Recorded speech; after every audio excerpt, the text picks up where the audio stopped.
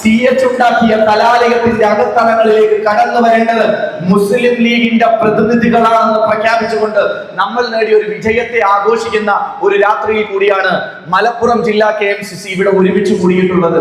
തിരുവനന്തപുരത്തേക്ക് നമ്മൾ പണ്ടങ്ങ് പോയാൽ കോട്ടൺ ഹിൽ സ്കൂളിൽ നിന്ന് വിദ്യാർത്ഥികൾ ഇങ്ങനെ കടന്നു വരുമ്പോ പുസ്തകക്കെട്ടുകൾ നെഞ്ചത്തേക്ക് ചേർത്ത് വെച്ച് കടന്നു വരുന്ന ഒരു പെൺകുട്ടിയെ കണ്ടപ്പോ എൻ്റെ കാർ ഒന്ന് നിർത്തണേന്ന് പറഞ്ഞ് ഡ്രൈവറുടെ അടുത്തേന്ന് ഇറങ്ങി വന്ന് ബുക്കുമായി കടന്നു വരുന്ന പെൺകുട്ടിയെ കണ്ണു നിറച്ച് നോക്കി നിന്ന ഒരു മഹാമനീഷിയുണ്ട്.